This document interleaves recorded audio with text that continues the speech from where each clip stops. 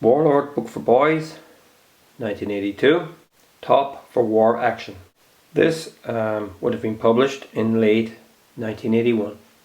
Inside the front cover we have a little piece on the Sherman Crab, which was a tank with a flail on the front, and this was able to run through minefields and detonate the mines, causing no harm to anybody. First story that kicks off is codename Warlord, and he's in northern Italy in 1944.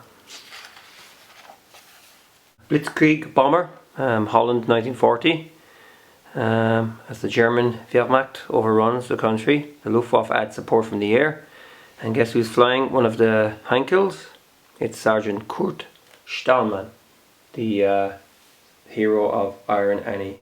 Here we have a nice drawing of the Heinkel 111 bomber. Then after that we have some Union Jack Jackson, again fighting the Japanese in the Pacific. Then we have a real feature on Commando World War II. This was a British elite force that used to go in behind enemy lines, destroying bunkers and gun emplacements. Then we're back in Korea in 1951 for Jack Kelly and his sidekick Biffo Bear and they're flying choppers fighting the commies. And then there's a feature on the FH-70 115mm howitzer. This gun is capable of firing a 95-pound shell up to 20 miles. Here's some more action from the Russian front in Kampfgruppe Falcon. And here we have a feature on a Phantom jet fighter bomber.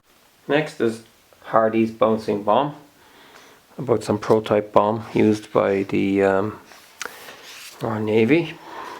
Here's a feature of British and German tanks in World War II and in the modern day. Here you have a Panther, and then you have the cruiser tank Comet. Then you've got the German Leopard tank and the British Chieftain. Next story is called Ghost Tank, and it's about the Battle of Leningrad, and it's got some Russian T-34s fighting the German Tigers.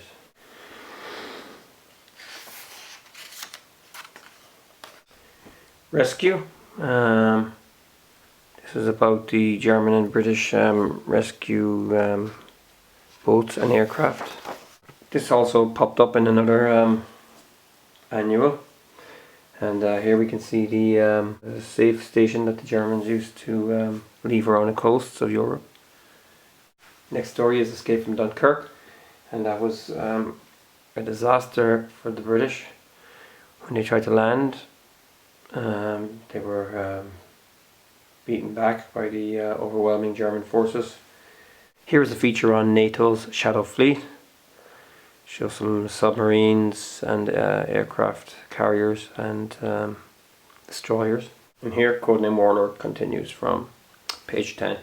Here we have a little feature on a Cessna spotter plane from World War II.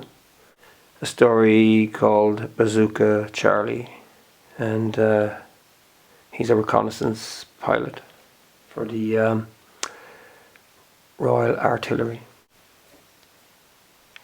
And here is a feature titled Commando Present Day.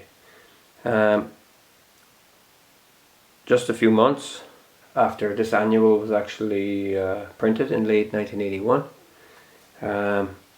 Britain was involved in the Falklands conflict, so all these forces were then put into action. Samurai, 1940, the Imperial Japanese Army fights in China. Yeah, I haven't seen a story about this before that I can remember. It's an unusual one, but it's one that definitely needs a little bit of light shone on it.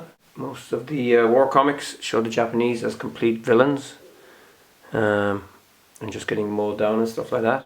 He's saying here, I am the sword, of my emperor. Yeah, as we know, the Japanese were a relentless enemy. Another feature on the vessels of the Royal Navy. And then we have Big Willie, and this story is set as the Germans are defending Monte Cassino in Italy. Yeah, there's some great artwork in this one. And here we have a feature on the Gurkhas. They were part of the Indian Army, originally from Nepal. And it's time for Cassidy. Good old reliable Cassidy. Here we have a feature on the US Air Force Flying Tigers. It's Major General Shino. Looks a bit like John Wayne. Then we have Sniper, Italy, 1944. Sniper Kelly. Nice sketch of a German armoured car. Feature on the combat engineers. Blowing things to pieces. The New Allies is the final story. October 1943. A British destroyer off the coast of Italy.